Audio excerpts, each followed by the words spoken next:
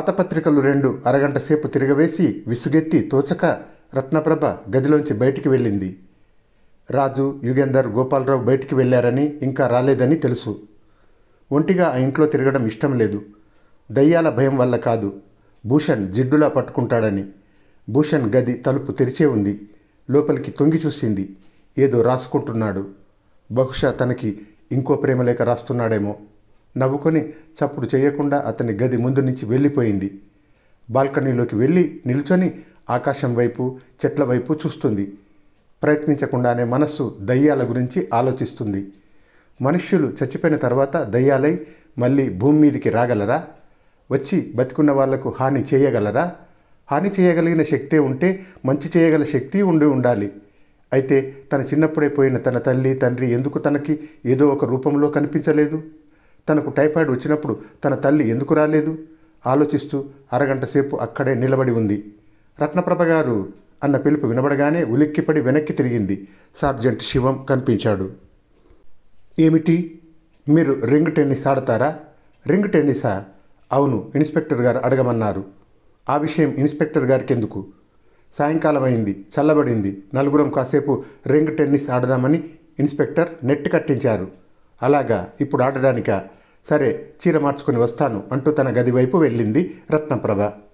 Sergeant అక్కడే నిల్చున్నాడు. దయ్యాలు ఎప్పుడు కనిపిస్తాయా అని కాచుకొని కూర్చోకుండా తోచడానికి ఇన్స్పెక్టర్ మంచి ఏర్పాటు చేశారు అనుకుంటూ రత్నప్రభ తన పెట్టె తెరిచింది. నిర్ఘాంతపోయి పెట్టెని చూస్తుంది. నిమిషం పాటు అలా పెట్టెని చూసి కెవ్వున కేక పెట్టింది. సార్జెంట్ శివం ఆ కేక విని పరిగెత్తాడు రత్నప్రభ గదివైపు. గది తలుపు తెరిచే ఉంది. తోలు పెట్టె బల్ల మీద ఉన్నది. పెట్టె ముందు నిలుచొని మొహం మీద చేతులు పెట్టుకొని రత్నప్రభ వెర్రిగా కేకలు పెడుతుంది. ఏమిటండి, ఏమైంది అంటూ సార్జెంటు రత్నప్రభ దగ్గరికి వెళ్ళి పెట్టె వైపు చూశాడు. పెట్టెలో బట్టలు లేవు, కాగితాలు లేవు, పౌడరు డబ్బాలు లేవు. పెట్టెలో చేతి ఎముకలు 2, ఒక పుర్రె ఉన్నాయి. అంతేకాదు, ఎర్రగా, తడిగా, జిగటగా ఆ ఎముకల మీద రక్తం. భయపడకండి ప్లీజ్, అరవడం మానండి అన్నాడు సార్జెంట్. రత్నప్రభకి ధైర్యం వచ్చింది. చేతులు మొహానికి అడ్డు తీసేసి సార్జెంటును చూసి, ఏమిటిది, ఎలా వచ్చాయి ఇవి, నా సామాన్లు ఏమయ్యాయి అన్నది. ఆవేశపడకండి, విచారిద్దాం అని సార్జెంటు తన ఎడమ చెయ్యి చూపుడు వేలు పెట్టి రక్తంలా ఉన్నదాన్ని ముట్టుకున్నాడు.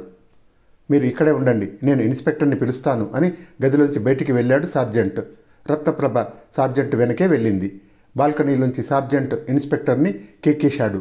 ఇన్స్పెక్టరు, భూషణ్ మేడ మీదకి వచ్చారు. సత్యనారాయణరావు, పంకజం కిందే ఉండిపోయారు. రత్నప్రభ గదిలోకి వెళ్ళిన తర్వాత ఇన్స్పెక్టర్ తోలు పెట్టెను జాగ్రత్తగా పరీక్ష చేసి, ఏమమ్మా, మీరు ఈ పెట్టెకు తాళం వేయలేదా అడిగాడు. లేదు, ఈ ఇంట్లో దొంగలు ఎవరున్నారు? అంతేగాక బట్టలు తప్ప నా దగ్గర ఖరీదైనవి ఏమీ లేవు. ఇది దయ్యం చేసిన పని కాదు, ఎవరో మనిషి చేసిన పనే అన్నాడు ఇన్స్పెక్టర్. ఆ విషయం ఎలా నిర్ణయించారు సార్? సార్జెంట్ ప్రశ్న. ఇన్స్పెక్టర్ సార్జెంటుని ఉరిమి చూసి, ఎలాగో నిర్ణయించాను, నీకు అంతా వివరంగా చెప్పాలా? మేము మీ బట్టల విషయం దర్యాప్తు చేస్తాం, మీరు కిందికి వెళ్ళి ఈ విషయం మర్చిపోయి రింగ్ టెన్నిస్ ఆడుకోండి అన్నాడు ఇన్స్పెక్టర్ రత్నప్రభతో. నా బట్టలన్నీ పోయాయి, నన్ను వెళ్ళి చీకు చింత లేకుండా ఆడుకోమంటే ఎట్లా ఆడుకోను? మీరు ఇక్కడ ఉండి చేయగలిగిందేమీ లేదు, ప్లీజ్ వెళ్ళండి అన్నాడు ఇన్స్పెక్టర్ కాస్త అధికారంగా. రత్నప్రభ వెళ్ళిపోయింది. ఈ పని దయ్యం చేయలేదని, ఎవడో మనిషే చేశాడని ఎందుకు అన్నానో ఇప్పుడు చెప్తాను. ఇలా రా సార్జెంట్. బల్ల మీద వలయాకారంలో ఉన్న ఈ ఎర్రని మరక చూడు. దీన్ని చూస్తే నీకేం తెలుస్తుంది? ఈ మరక కూడా రక్తమేనని. అవును, రక్తమే. బల్ల మీద ఇలా ఈ ఆకారంలో మరక ఎందుకున్నది? సార్జెంట్ జవాబు చెప్పలేదు. ఆలోచిస్తూ నిలబడ్డాడు. సీసా మరక ఇది అన్నాడు ఇన్స్పెక్టర్ గర్వంగా. అవును సార్. రక్తం సీసాలో పోసుకొని తీసుకువచ్చి పెట్టెలో కొంత వలకబోసి పెట్టె ముయ్యడానికో ఇంకెందుకో సీసాను బల్ల మీద పెట్టడం జరిగింది. అప్పుడు బల్ల మీద వలయాకారంలో ఈ ఎర్రని మరక ఏర్పడింది. దయ్యం ఈ పెట్టెలో రక్తం వలకపోయేదలుచుకుంటే దయ్యానికి సీసా ఎందుకు అన్నాడు ఇన్స్పెక్టర్. నిజమే అనుకోండి, కానీ మనిషి అయితే అతనికి ఇంత రక్తము, ఈ ఎముకలు ఎక్కడ దొరుకుతాయి? బాగుంది నీ వాదన. మనిషికి ఎముకలు రక్తము దొరకవన్నమాట, దయ్యాలకే దొరుకుతాయా అని నేలను పరీక్ష చేసి అడుగుజాడలు లేవు. ఈ ఇంట్లో ఉన్న 7గురిలో మనం ఇద్దరం ఈ పని చేసి ఉండం కనుక మిగతా 5గురిని, పంకజాన్ని, సత్యనారాయణరావును, భూషణ్ని, రంగలక్ష్మిని, లోకనాథాన్ని అనుమానించాలి. యుగేందర్, రాజు, గోపాలరావు వెళ్ళిపోయిన కాసేపటికి రత్నప్రభ తన గదిలోకి వెళ్ళింది. అరగంట తర్వాత తన గదిలోంచి బయటికి వచ్చి ఓ పావుగంట బాల్కనీలో నిలుచున్నది. ఆ పావుగంటలో ఈ పని జరిగి ఉండాలి కనుక మనం వాళ్ళందరి గదులు సోదా చేయడం మంచిది అన్నాడు ఇన్స్పెక్టర్. ఓ చిన్న సందేహం సార్. ఏమిటది? రత్నప్రభ ఆఖరిసారి ఎప్పుడు పెట్టి తెరిచి చూసిందో తెలుసుకుంటే మంచిది కదూ. అడగవచ్చు తర్వాత. మనం గోపాలరావు గది కూడా చూద్దాం. ఆ సీసాను గదిలో దాచుకుంటారా ఈ పని చేసిన వాళ్ళు? అడిగాడు సార్జెంట్. వెతికితే సరి, ఎక్కడ దాచినది తెలుస్తుంది. అయితే ఇల్లంతా వెతకాలి. వెతుకుదాం పద. దానికన్నా ఈ ఎముకలు, ఈ రక్తము ఆ మనిషికి ఎలా వచ్చాయని ఆరా తీస్తే సులభం కదూ. ఈ రక్తం మనిషి రక్తం అయి ఉండదు. ఇక ఎముకల విషయమా? ఈ తోటలో ఎముకలు ఉండి ఉంటాయి. నేను తోటంతా తిరిగాను, నాకు ఎక్కడా మనిషి ఎముకలు కనిపించలేదు అన్నాడు సార్జెంట్. ఇన్స్పెక్టర్కి కోపం వచ్చింది. అయితే ఏమంటావు? ఈ పని దయ్యం చేసిందేనంటావా అడిగాడు. లేదు సార్, ఊరికనే చర్చిస్తున్నాను. అయితే సరే అని ఇన్స్పెక్టర్ గదిలోంచి బయటికి వెళ్ళాడు. ఈ పెట్టే సార్, అక్కడే ఉండని. గదికి తాళం వెయ్యవద్దు. వెయ్యి. రత్నప్రభ గదికి తాళం వేశాడు సార్జెంట్. ఇన్స్పెక్టరు, సార్జెంటు పక్కనున్న పంకజం గదిలోకి వెళ్ళారు. జాగ్రత్తగా పరీక్షించారు. పంకజాన్ని అనుమానించేందుకు ఆధారం ఏమీ లేదు. తర్వాత భూషణ్ గది చూశారు. అక్కడి నుంచి హాల్లోకి వెళ్ళి గోపాలరావు, సత్యనారాయణరావు గదులు పరీక్ష చేశారు. ఇక కిందికి వెళ్ళి వెతుకుదాం అన్నాడు ఇన్స్పెక్టర్. సీసా ఒకటే కాదు, రత్నప్రభ బట్టలు కూడా ఎక్కడో దాచి ఉండాలి అన్నాడు సార్జెంటు మెట్లు దిగుతూ. వాళ్ళు హాల్లోకి వెళ్ళేటప్పటికీ క్రిజ్లర్ కారు పోర్టికోలో ఆగింది. కారు చూడగానే రత్నప్రభ పరిగెత్తుకొని వెళ్ళి, రాజు, రాజు, నా పెట్టెలో బట్టలు మాయమయ్యాయి అని జరిగింది చెప్పింది. యుగేందర్ ఇన్స్పెక్టర్ని ప్రశ్నార్థకంగా చూశాడు. ఇన్స్పెక్టర్ యుగేందర్ దగ్గరికి వెళ్ళి తన అభిప్రాయం చెప్పాడు. అవును, దయ్యమే అయి ఉంటే మీరు అన్నట్లు రక్తం తీసుకురావడానికి సీసా అవసరం లేదు. రత్నప్రభను భయపెట్టడానికో తమాషాకో ఆమె మీద ద్వేషం ఉండో ఎవరో చేశారు. కనుక్కోవడం కష్టం కాదనుకుంటాను అన్నాడు యుగేందర్. పైన గదులన్నీ వెతికాం అన్నాడు సార్జెంటు. నేను, రాజు రత్నప్రభ గదిలో ఆ పెట్టె చూసి వస్తాం అని చెప్పి యుగేందర్ సార్జెంట్ దగ్గర తాళం చెవి తీసుకొని పైకి వెళ్ళాడు. యుగేందర్ జాగ్రత్తగా పెట్టె తెరిచాడు. 2 నిమిషాలు పెట్టెలో ఉన్న ఎముకల్ని, రక్తాన్ని పరీక్ష చేసి ఇంత రక్తం ఎలా దొరికిందో అన్నాడు రాజుతో. ఏ కుక్క పిల్లనో పిల్లి పిల్లనో చంపి తెచ్చి ఉండాలి. రత్నప్రభను భయపెట్టడానికి అకారణంగా ఒక కుక్క పిల్లను చంపగలిగే మనిషి ఇంకొంచెం బలమైన కారణం ఉంటే మనిషిని కూడా చంపేందుకు సిద్ధపడవచ్చు. చాలా డేంజరస్ మనిషి అన్నాడు యుగేందర్. 2 డిటెక్టివ్లు ఆ గదిలోంచి బయటికి వచ్చారు. అందరినీ హాలులో సమావేశం అవ్వమని చెప్పు, మాట్లాడాలి అన్నాడు యుగేందర్. 10 నిమిషాల్లో అందరూ హాల్లోకి వచ్చారు. రంగలక్ష్మి, లోకనాథన్ తలుపు దగ్గర నిల్చున్నారు. అందరినీ కూర్చోమని చెప్పి కూర్చున్న తర్వాత, రత్నప్రభ పెట్టెలో ఉన్న బట్టలన్నీ మాయమైనాయి. వాటి బదులు ఎముకలు, రక్తం ఉన్నాయి పెట్టెలో అన్నాడు యుగేందర్. అమ్మ బాబో అరిచింది పంకజం. గుడ్ గాడ్ అన్నాడు భూషణ్. గాస్టీ అన్నాడు గోపాలరావు. ఈ పని దయ్యం చేయలేదని, మనిషే చేసి ఉండాలని నిశ్చయించాం. ఈ ఇంట్లో ఉన్న మనుషులలో ఒకరు, అంటే మనల్లో ఒకరు చేసి ఉండాలి. అందరూ యుగేందర్ని చూస్తున్నారు. రత్నప్రభను దడిపించడానికి ఈ పని ఎవరైనా చేసి ఉంటే దయచేసి చెప్పవలసిందని కోరుతున్నాను అన్నాడు యుగేందర్. ఎవ్వరూ మాట్లాడలేదు. ఆ ఎముకలు ఎక్కడి నుంచి వచ్చాయి, పెట్టెలో బట్టలు ఎక్కడ ఉన్నాయి అనే దానికన్నా ముఖ్యమైన ప్రశ్న ఆ రక్తం ఎలా వచ్చింది అనేది. ఏ పిల్లినో కుక్కనో చంపి ఆ రక్తం తెచ్చి ఉండాలని రాజు అంటున్నాడు. అంత క్రూరమైన పని చేయకుండానే ఆ రక్తం ఎలాగో తెచ్చి ఉండవచ్చు. ఆఖరిసారి అడుగుతున్నాను, ఈ పని చేసిన మనిషి తను చేశానని ఒప్పుకోవలసింది. అప్పటికి ఎవరూ మాట్లాడలేదు. అందరూ యుగేందర్నే చూస్తున్నారు. ఆల్ రైట్ ఇన్స్పెక్టర్, దొంగతనం చేసిన నేరానికి రత్నప్రభ నుంచి కంప్లైంట్ తీసుకోండి అన్నాడు యుగేందర్. ఇన్స్పెక్టర్ తల ఊపాడు. లాయర్ సత్యనారాయణరావు చిన్నగా దగ్గాడు. మనం ఇక ఈ ఇంటి నుంచి బయలుదేరి వెళ్ళిపోవడం మంచిది కదూ అన్నాడు. ఎలా వెళ్తాం? ఇన్స్పెక్టర్ దర్యాప్తు పూర్తి కావాలి. అంతవరకు అందరము అనుమానితులమేగా అన్నాడు యుగేందర్. అయితే దర్యాప్తు త్వరగా పూర్తి చేయండి అన్నాడు సత్యనారాయణరావు. ఒక సలహా అన్నది పంకజం. యుగేందర్ ఆమె వైపు చూశాడు. ఎవరో మనలో ఒకరు రత్నప్రభ బట్టలు అపహరించారు అనుకుందాం. ఒకళ్ళేగా దొంగ? యుగేందర్ తల ఊపాడు. ఇన్స్పెక్టర్ దొంగను పట్టుకునేంత వరకు అందరము నిర్దోషులమేగా? యుగేందర్ అవునన్నాడు. దొంగ ఎవరో తెలిసేటంత వరకు మనం ఒకళ్ళని ఒకళ్ళు అనుమానించకుండా స్నేహంగా ఉండడం వివేకమైన పని కదూ? అవును, మనం ఎవరిని అనుమానించవలసిన అవసరం లేదు. అనుమానించడం, దర్యాప్తు చేయడం ఇన్స్పెక్టర్ చేస్తారు. మీరు వెళ్ళి వచ్చిన పని ఏమైంది? అతన్ని కలుసుకున్నారా? ఏం చెప్పాడు? అడిగింది పంకజం. కొత్త విషయాలు ఏమీ చెప్పలేదు. గోపాలరావు మనకు నిన్న చెప్పిన విషయాలే చెప్పాడు, ఏది వివరంగా చెప్పలేదు అన్నాడు యుగేందర్. ఈ ఇంట్లో ఉన్న వాళ్ళంతా నెల రోజులు తిరిగేలోపు చచ్చిపోవడం నిజమేనా? అడిగాడు ఇన్స్పెక్టర్. అతని మాటలు మనం నమ్మితే నిజమే అనుకోవాలి. అతని మాటలు నమ్మకపోవడానికి కారణమూ లేదు అన్నాడు యుగేందర్. నేను వెళ్ళవచ్చా? పొయ్యి మీద గిన్నె పెట్టి వచ్చాను అన్నది రంగలక్ష్మి. నువ్వు వెళ్ళవచ్చు లోకనాథన్ అన్నాడు ఇన్స్పెక్టర్. అప్పుడే చీకటి పడుతుంది. ఇన్స్పెక్టరు సార్జెంటు లేచి వంట ఇంటి వైపు వెళ్ళిపోయారు. తతిమ్మ వాళ్ళంతా అక్కడే హాల్లో కూర్చున్నారు. మగవాళ్ళందరూ సిగరెట్లు వెలిగించారు. ఎవరు మాట్లాడటం లేదు. ఎవరి ఆలోచనల్లో వాళ్ళు ఉన్నారు. అంతలో దూరాన ఎవరో విరగబడి నవ్వినట్లు వినిపించింది. చాలా బిగ్గరగా నవ్వుతున్నారు. ఆ నవ్వుతున్నది ఒకరో ఇద్దరో చెప్పడం కష్టం. ఎవరు? అడిగింది రత్నప్రభ.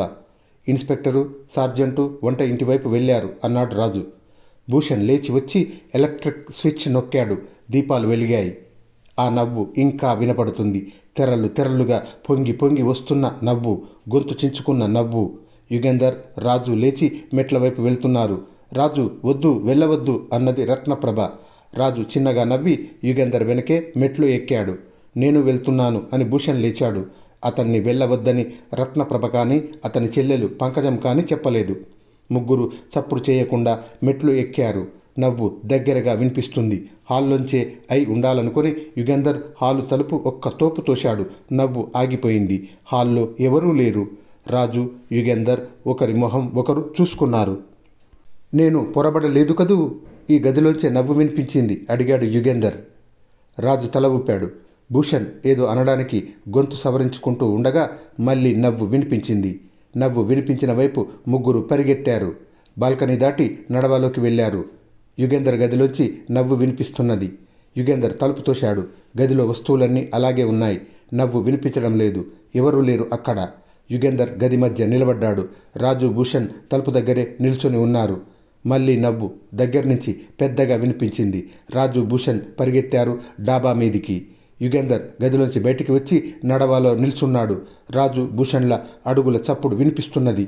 అవతల డాబా ఉన్నది అంతే. అందుకనే యుగేందర్ నడవాలో నిలబడ్డాడు, తను వాళ్ళ వెనక వెళ్లకుండా. నవ్వు ఇంకా వినబడుతుంది డాబా మీది నుంచి. 2 నిమిషాలు గడిచాయి. నవ్వు ఆగిపోయింది. యుగేందర్ కాచుకున్నాడు రాజు, భూషణ్లు తిరిగి వస్తారని. 5 నిమిషాలు గడిచాయి. రాజు, భూషణ్ తిరిగి రాలేదు. రాజు కేకేశాడు. యుగేందర్ జవాబు లేదు. భూషణ్ పిలిచాడు. భూషణ్ కూడా పలకలేదు. యుగేందర్ డాబా మీదికి పరిగెత్తాడు. చీకటిగా ఉంది. దీపం లేదు. చీకట్లో డాబా అంతా కలయజూశాడు. పిట్టగోడ దగ్గర ఎవరో పడి ఉండటం అస్పష్టంగా కనిపించింది. అటు పరిగెత్తాడు. ఆ పడి ఉన్న మనిషి భూషణ్. భూషణ్, ఏమైంది? అడిగాడు భూషణ్ చేయి ముట్టుకొని నాడి చూస్తూ. భూషణ్ మూలుగుతున్నాడు. జవాబు లేదు. యుగేందర్ డాబా పరీక్షగా చూశాడు. చాలా పెద్ద డాబా అది. చీకటిగా ఉంది. జేబులో టార్చ్ లైట్ లేదు. అవతల దూరంగా నేల మీద అస్పష్టంగా ఓ ఆకారం కనిపించింది. యుగేందర్ అక్కడికి పరిగెత్తాడు. నేల మీద పడి ఉన్న రాజును చూసి రాజు, రాజు అని రాజు ఒళ్ళు ముట్టుకున్నాడు. వెచ్చగా ఉంది. చీకట్లోనే నాడి చూశాడు. నాడి కొట్టుకుంటున్నది. ఎందుకు పలకడం లేదు? దెబ్బ తగిలిందా? అడిగాడు. రాజు మూలగనైనా మూలగడం లేదు. యుగేందర్ రాజుని ఎత్తి భుజం మీద వేసుకొని భూషణ్ దగ్గరికి వెళ్ళి అతన్ని ఒక చేత్తో ఎత్తుకొని రెండో భుజం మీద వేసుకున్నాడు. యుగేందర్ 6 అడుగుల 3 అంగుళాల మనిషి అయినా, ఉక్కులాంటి ఒళ్ళు అయినా ఇద్దరి బరువుకి ఆయాసపడుతున్నాడు. తూలుతూ నడుస్తున్నాడు. నడవాలోంచి తన గదిలోకి వెళ్ళి ఇద్దరిని మంచం మీద పడుకోబెట్టాడు.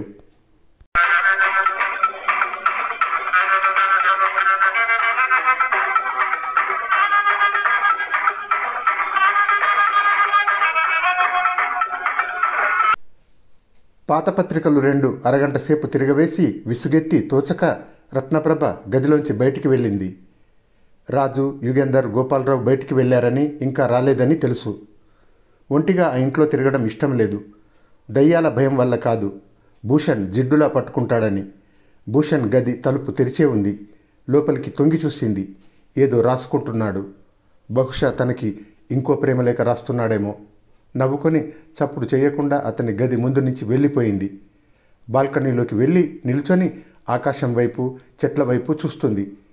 ప్రయత్నించకుండానే మనస్సు దయ్యాల గురించి ఆలోచిస్తుంది. మనుష్యులు చచ్చిపోయిన తర్వాత దయ్యాలై మళ్ళీ భూమి మీదికి రాగలరా? వచ్చి బతికున్న వాళ్లకు హాని చేయగలరా? హాని చేయగలిగిన శక్తే ఉంటే మంచి చేయగల శక్తి ఉండాలి. అయితే తన చిన్నప్పుడే పోయిన తన తల్లి తండ్రి ఎందుకు తనకి ఏదో ఒక రూపంలో కనిపించలేదు? తనకు టైఫాయిడ్ వచ్చినప్పుడు తన తల్లి ఎందుకు రాలేదు? ఆలోచిస్తూ అరగంట సేపు అక్కడే నిలబడి ఉంది. రత్నప్రభ గారు అన్న పిలుపు వినబడగానే ఉలిక్కిపడి వెనక్కి తిరిగింది. సార్జెంట్ శివం కనిపించాడు. ఏమిటి, మీరు రింగ్ టెన్నిస్ ఆడతారా? రింగ్ టెన్నిసా? అవును, ఇన్స్పెక్టర్ గారు అడగమన్నారు. ఆ విషయం ఇన్స్పెక్టర్ గారికి ఎందుకు? సాయంకాలం అయింది, చల్లబడింది, నలుగురం కాసేపు రింగ్ టెన్నిస్ ఆడదామని ఇన్స్పెక్టర్ నెట్ కట్టించారు. అలాగా, ఇప్పుడు ఆడడానికా? సరే, చీర మార్చుకొని వస్తాను అంటూ తన గది వైపు వెళ్ళింది రత్నప్రభ. సార్జెంట్ అక్కడే నిల్చున్నాడు. దయ్యాలు ఎప్పుడు కనిపిస్తాయా అని కాచుకొని కూర్చోకుండా తోచడానికి ఇన్స్పెక్టర్ మంచి ఏర్పాటు చేశారు అనుకుంటూ రత్నప్రభ తన పెట్టె తెరిచింది. నిర్ఘాంతపోయి పెట్టెని చూస్తుంది. నిమిషం పాటు అలా పెట్టెని చూసి కెవ్వున కేక పెట్టింది. సార్జెంట్ శివం ఆ కేక విని పరిగెత్తాడు రత్నప్రభ గదివైపు. గది తలుపు తెరిచే ఉంది. తోలు పెట్టె బల్ల మీద ఉన్నది. పెట్టె ముందు నిలుచొని మొహం మీద చేతులు పెట్టుకొని రత్నప్రభ వెర్రిగా కేకలు పెడుతుంది. ఏమిటండి, ఏమైంది అంటూ సార్జెంటు రత్నప్రభ దగ్గరికి వెళ్ళి పెట్టె వైపు చూశాడు. పెట్టెలో బట్టలు లేవు, కాగితాలు లేవు, పౌడరు డబ్బాలు లేవు. పెట్టెలో చేతి ఎముకలు 2, ఒక పుర్రె ఉన్నాయి. అంతేకాదు, ఎర్రగా తడిగా జిగటగా ఆ ఎముకల మీద రక్తం. భయపడకండి ప్లీజ్, అరవడం మానండి అన్నాడు సార్జెంట్. రత్నప్రభకి ధైర్యం వచ్చింది. చేతులు మొహానికి అడ్డు తీసేసి సార్జెంటును చూసి, ఏమిటిది, ఎలా వచ్చాయి ఇవి, నా సామాన్లు ఏమయ్యాయి అన్నది. ఆవేశపడకండి, విచారిద్దాం అని సార్జెంటు తన ఎడమ చెయ్యి చూపుడు వేలు పెట్టి రక్తంలా ఉన్నదాన్ని ముట్టుకున్నాడు. మీరు ఇక్కడే ఉండండి, నేను ఇన్స్పెక్టర్ని పిలుస్తాను అని గదిలోంచి బయటికి వెళ్ళాడు సార్జెంట్. రత్నప్రభ సార్జెంట్ వెనకే వెళ్ళింది. బాల్కనీలోంచి సార్జెంట్ ఇన్స్పెక్టర్ని కేకేశాడు. ఇన్స్పెక్టరు, భూషణ్ మేడ మీదకి వచ్చారు. సత్యనారాయణరావు, పంకజం కిందే ఉండిపోయారు. రత్నప్రభ గదిలోకి వెళ్ళిన తర్వాత ఇన్స్పెక్టర్ తోలు పెట్టెను జాగ్రత్తగా పరీక్ష చేసి, ఏమమ్మా, మీరు ఈ పెట్టెకు తాళం వేయలేదా అడిగాడు. లేదు, ఈ ఇంట్లో దొంగలు ఎవరున్నారు? అంతేగాక బట్టలు తప్ప నా దగ్గర ఖరీదైనవి ఏమీ లేవు. ఇది దయ్యం చేసిన పని కాదు, ఎవరో మనిషి చేసిన పనే అన్నాడు ఇన్స్పెక్టర్. ఆ విషయం ఎలా నిర్ణయించారు సార్? సార్జెంట్ ప్రశ్న. ఇన్స్పెక్టర్ సార్జెంటుని ఉరిమి చూసి, ఎలాగో నిర్ణయించాను, నీకు అంతా వివరంగా చెప్పాలా? మేము మీ బట్టల విషయం దర్యాప్తు చేస్తాం, మీరు కిందికి వెళ్ళి ఈ విషయం మర్చిపోయి రింగ్ టెన్నిస్ ఆడుకోండి అన్నాడు ఇన్స్పెక్టర్ రత్నప్రభతో. నా బట్టలన్నీ పోయాయి, నన్ను వెళ్ళి చీకు చింత లేకుండా ఆడుకోమంటే ఎట్లా ఆడుకోను? మీరు ఇక్కడ ఉండి చేయగలిగిందేమీ లేదు, ప్లీజ్ వెళ్ళండి అన్నాడు ఇన్స్పెక్టర్ కాస్త అధికారంగా. రత్నప్రభ వెళ్ళిపోయింది. ఈ పని దయ్యం చేయలేదని, ఎవడో మనిషే చేశాడని ఎందుకు అన్నానో ఇప్పుడు చెప్తాను. ఇలా రా సార్జెంట్. బల్ల మీద వలయాకారంలో ఉన్న ఈ ఎర్రని మరక చూడు. దీన్ని చూస్తే నీకేం తెలుస్తుంది?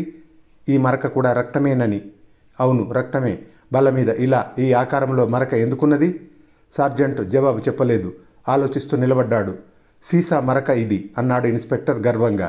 అవును సార్. రక్తం సీసాలో పోసుకొని తీసుకువచ్చి పెట్టెలో కొంత వలకబోసి పెట్టె ముయ్యడానికో ఇంకెందుకో సీసాను బల్ల మీద పెట్టడం జరిగింది. అప్పుడు బల్ల మీద వలయాకారంలో ఈ ఎర్రని మరక ఏర్పడింది. దయ్యం ఈ పెట్టెలో రక్తం వలకపోయేదలుచుకుంటే దయ్యానికి సీసా ఎందుకు అన్నాడు ఇన్స్పెక్టర్. నిజమే అనుకోండి, కానీ మనిషి అయితే అతనికి ఇంత రక్తము, ఈ ఎముకలు ఎక్కడ దొరుకుతాయి? బాగుంది నీ వాదన. మనిషికి ఎముకలు రక్తము దొరకవన్నమాట, దయ్యాలకే దొరుకుతాయా అని నేలను పరీక్ష చేసి అడుగుజాడలు లేవు.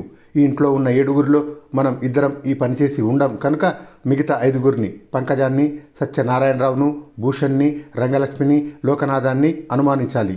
యుగేందర్, రాజు, గోపాలరావు వెళ్ళిపోయిన కాసేపటికి రత్నప్రభ తన గదిలోకి వెళ్ళింది.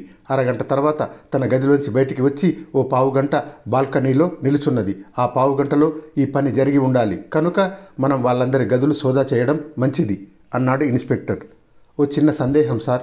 ఏమిటది? రత్నప్రభ ఆఖరిసారి ఎప్పుడు పెట్టి తెరిచి చూసిందో తెలుసుకుంటే మంచిది కదూ?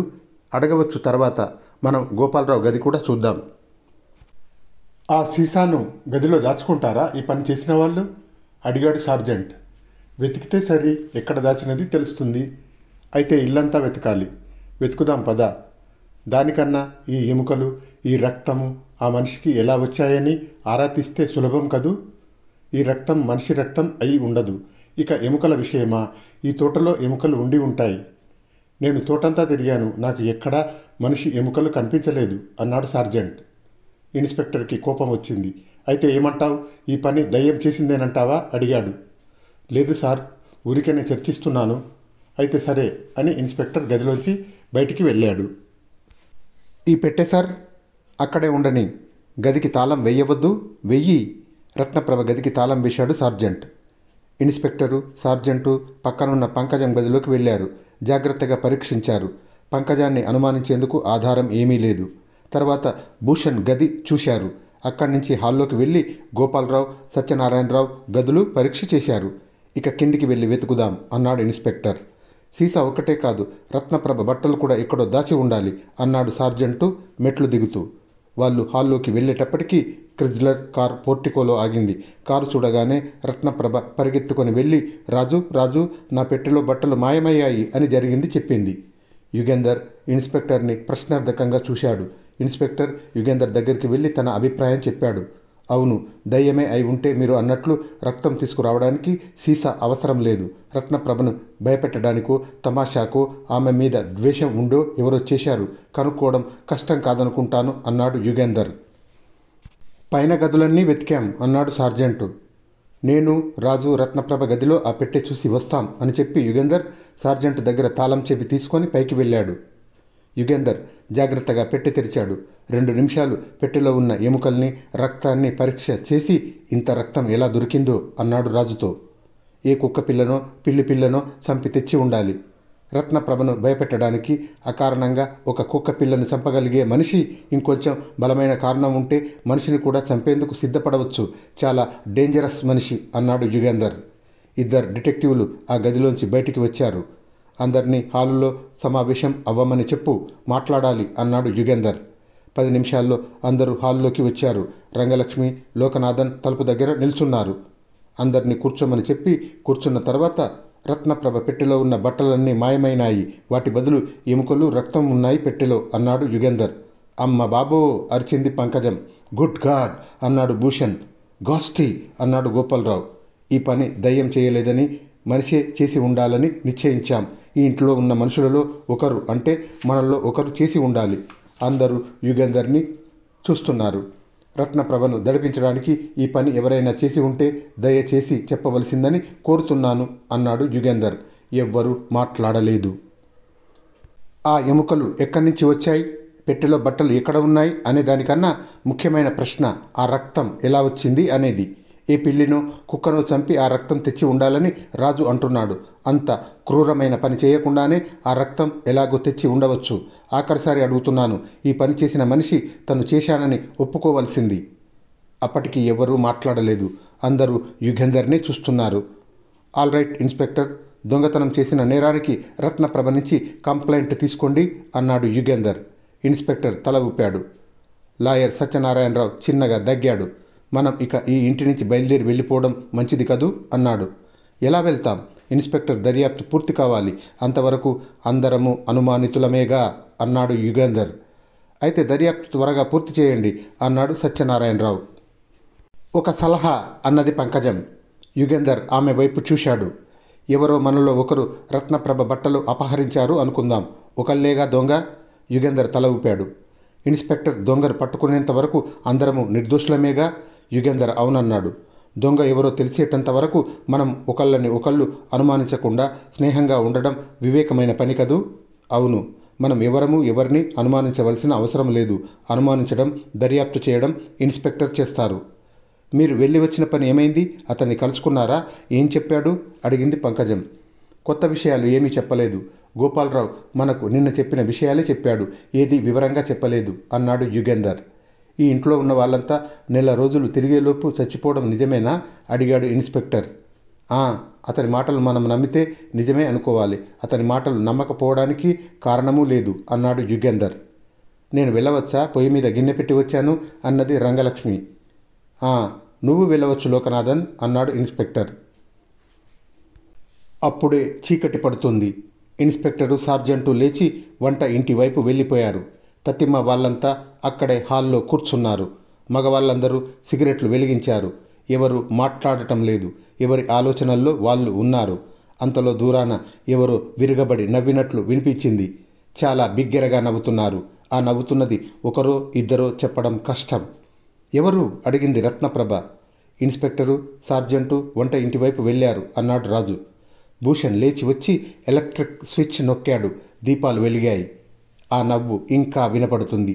తెరలు తెరలుగా పొంగి పొంగి వస్తున్న నవ్వు, గొంతు చించుకున్న నవ్వు. యుగంధర్, రాజు లేచి మెట్ల వైపు వెళ్తున్నారు. రాజు, వద్దు, వెళ్ళవద్దు అన్నది రత్నప్రభ. రాజు చిన్నగా నవ్వి యుగంధర్ వెనకే మెట్లు ఎక్కాడు. నేను వెళ్తున్నాను అని భూషణ్ లేచాడు. అతన్ని వెళ్ళవద్దని రత్నప్రభ కానీ అతని చెల్లెలు పంకజం కానీ చెప్పలేదు. ముగ్గురు చప్పుడు చేయకుండా మెట్లు ఎక్కారు. నవ్వు దగ్గరగా వినిపిస్తుంది. హాల్లోంచే అయి ఉండాలనుకుని యుగంధర్ హాలు తలుపు ఒక్క తోపు తోశాడు. నవ్వు ఆగిపోయింది. హాల్లో ఎవరూ లేరు. రాజు, యుగంధర్ ఒకరి మొహం ఒకరు చూసుకున్నారు. నేను పొరబడలేదు కదూ, ఈ గదిలోంచే నవ్వు వినిపించింది అడిగాడు యుగంధర్. రాజు తల ఊపాడు.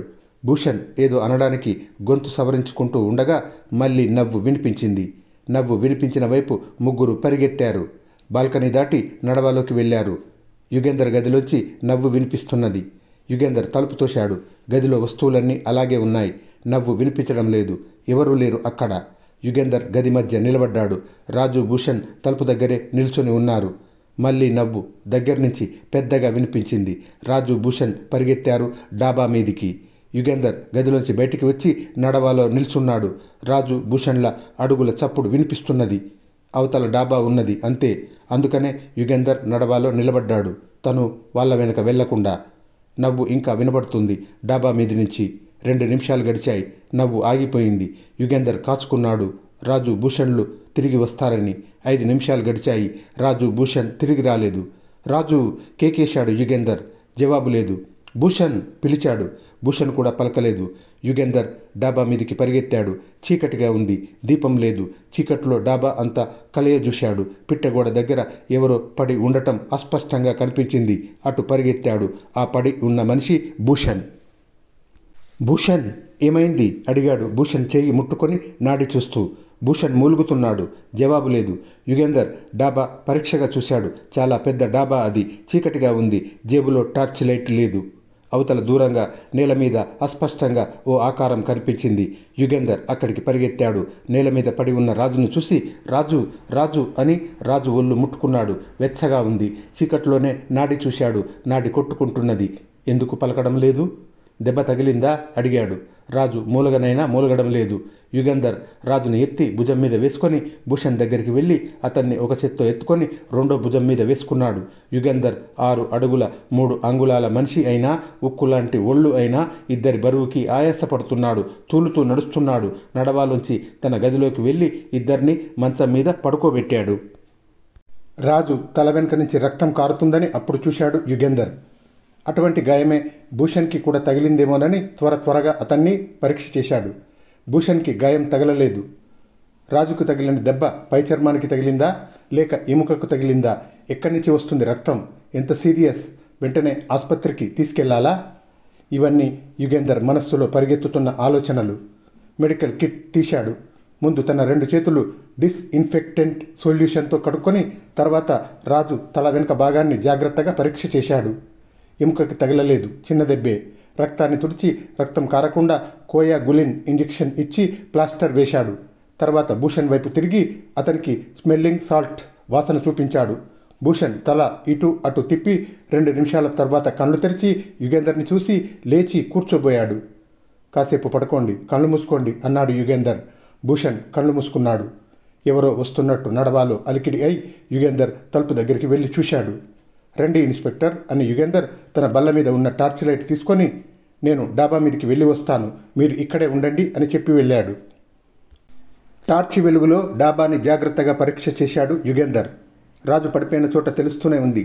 నేల మీద రక్తం మరకలున్నాయి. కుడివైపున పిట్టగోడకి దగ్గరగా పడిపోయాడు. భూషణ్ ఎడంవైపు పిట్టగోడకి దగ్గరగా పడ్డాడు. డాబా మీదికి రాగానే ఇద్దరు చెరొక వైపుకి వెళ్ళారన్నమాట. డాబా అంతా చక్కగా గచ్చువేసి ఉంది. చాలా కాలం నుంచి ఊడవనందున దుమ్ము దట్టంగా పేరుకుంది. టార్చి వెలుగులో అడుగు జాడలు స్పష్టంగా కనిపిస్తున్నాయి. యుగంధర్ తన అడుగు జాడల్ని గుర్తుపట్టాడు. రాజు అడుగు జాడలు గుర్తుపెట్టాడు. ఇంకో జత జాడలున్నాయి. అవి ఎవరివి? నిమిషం పాటు ఆలోచించి ఆ జాడలని టార్చ్ వెలుగులో చూసుకుంటూ వెళ్ళాడు. భూషణ్ పడిపోయిన చోట ఆగిపోయాయి. అంటే దయ్యమో మనిషో రాజును వెనక నుంచి తల మీద కొట్టి తర్వాత భూషణ్ వెళ్ళిన వైపు వెళ్ళి అతన్ని కొట్టి ఉండాలి. అందుకే ఇద్దరికీ స్పృహ పోయింది అనుకున్నాడు. ఒకళ్ళకి మాత్రం రక్తం కారేటంత దెబ్బ తగిలి ఇంకొకరికి ఎందుకు దెబ్బ తగలలేదు? దయ్యానికి రాజు మీద మాత్రం ఎందుకంత కోపం? ఇలాంటి సందేహాలు కలిగాయి యుగంధర్కి. అసలు దయ్యాలు నేల మీద నడవవని, కాళ్ళు భూమి మీద ఆనవని అంటారు. అయితే దయ్యం అడుగుజాడలు ఎలా పడ్డాయి? దయ్యం వేలిముద్రలు కూడా పడతాయా? అదే నిజమైతే వేలి ముద్రలని ఆధారం చేసుకొని నేర పరిశోధన చేస్తే ఆధునిక పద్ధతులన్నీ తారుమారు అవుతాయి. డాబా మీద ఇంకేం లేదు పరీక్ష చేసేందుకు.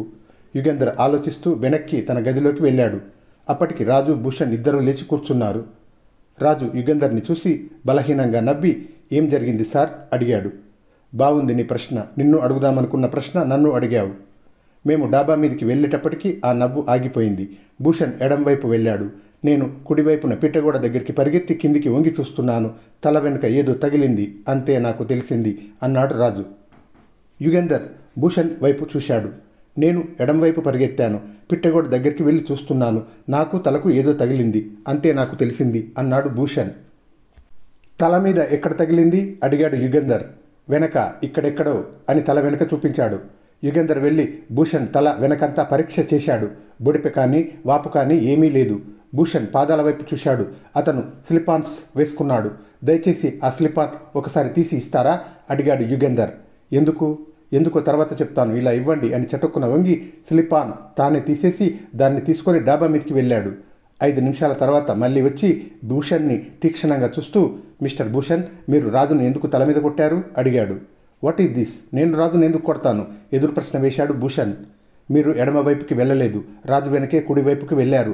రాజు పిట్టగోడ మీద నుంచి కిందికి తొంగి చూస్తున్నప్పుడు అతని తల వెనుక బలంగా కొట్టారు.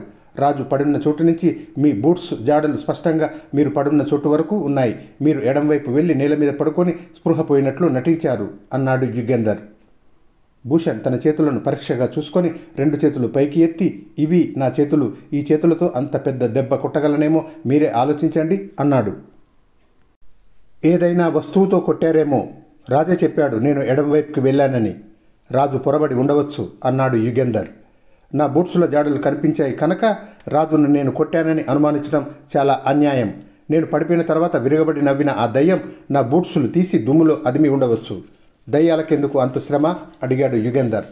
దయ్యాలు ఏవి ఎందుకు చేస్తాయో మనకి తెలుసా? అలా ఎందుకు విరగబడి నవ్వాయి? అయితే మీరు దయ్యాలని నమ్ముతున్నారా? లేదు. దయ్యం మీ బూట్సుల జాడలు చేసిందని అన్నారుగా.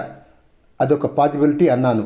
నేను స్పృహ లేకుండా పడి ఉన్నప్పుడు మీరు నా బూట్సులు తీసి ఆ జాడలు బూట్సులతో వేసి ఉండవచ్చు. అదొక పాజిబిలిటీ అన్నాడు భూషణ్. నేనెందుకు అలా చేస్తాను అడిగాడు యుగంధర్. నేను రాజును ఎందుకు తల మీద కొడతాను? ఇన్స్పెక్టర్ భూషణ్ దగ్గరికి వెళ్ళి మీ జేబులు వెతకనిస్తారా అడిగాడు.